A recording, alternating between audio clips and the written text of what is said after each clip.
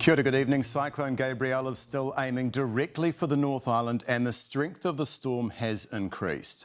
NIWA is warning on its present course the impact could be widespread and significant with heavy rain, high winds and dangerously high sea swells.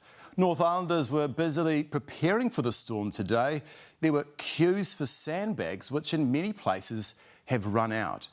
Air New Zealand is warning of disruption, asking people to adjust travel plans for next week.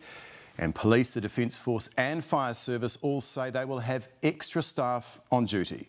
Yannicka Terrellin has the story. A last-minute rush to get flood-damaged items out onto the curb so they can be picked up and taken away ahead of Cyclone Gabrielle's extreme gale force winds. Gutted. It's not good. Jancy and Rizalyn Gregorio don't want their wrecked stuff flying into other people's houses.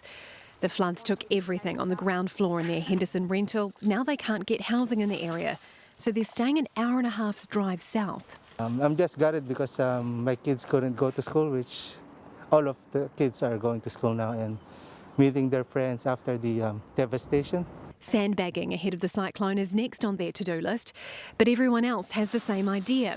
At the sandbag store in Auckland's East Tamaki, a constant stream of nervous customers bought 10,000 sandbags in 3 hours. Making sure that we can get some sleep and get some good rest. We've even got the boat ready to float out if we have to. Prepare for the worst and hope for the best.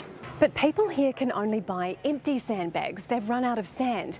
So people are telling me they're going to go to the beach and fill them up and return the sand once the cyclone's over. The sand shortage is already causing heartache for vulnerable people. The sad thing is when you've got elderly people that come in and they haven't got anyone to help them and we've run out and we can't help them. Cyclone Gabrielle brings a triple threat for the Upper North Island. Rain of up to 300 millimetres in a day, storm surges for the east coast and swells of up to 7 metres, and severe gales that could top 150 k's an hour. That's really serious. That amount of rain, those strong winds, even by themselves, that is enough to cause significant damage. There are additional risks and the impacts will compound those that are still being felt. Already sodden ground will cause trees to come down onto power lines more easily, so blackouts are a big risk.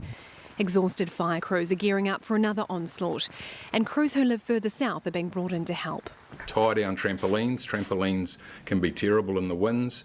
Any loose things. If you're capable and able to, then have a look at your roof, clean your gutters. People should have enough supplies for 3 days and are being asked to reschedule travel planned for Monday and Tuesday as the cyclone hits. Just want our communities to ensure that they're prepared, that they can stay safe and we can make it through.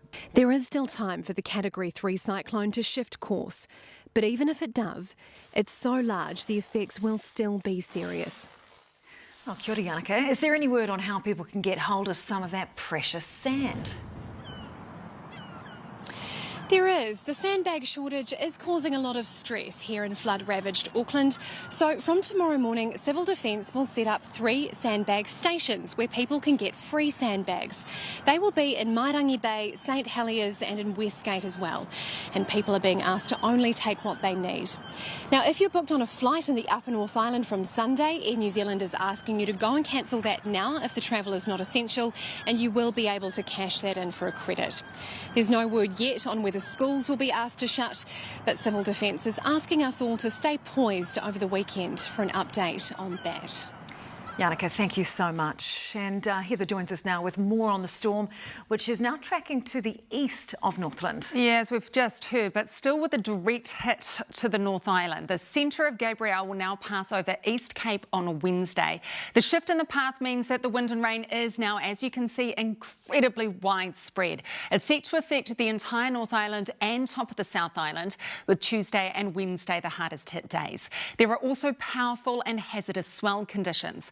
Now, the storm surge at the centre of the system is up to 0.5 metre. Combined with that sea level elevation will be swells of up to 7 metres for east and northeastern coastlines. This on top of normal high tides will cause coastal inundation. Now, the Met Service has expanded the weather watches. I'll be back with the details after sport.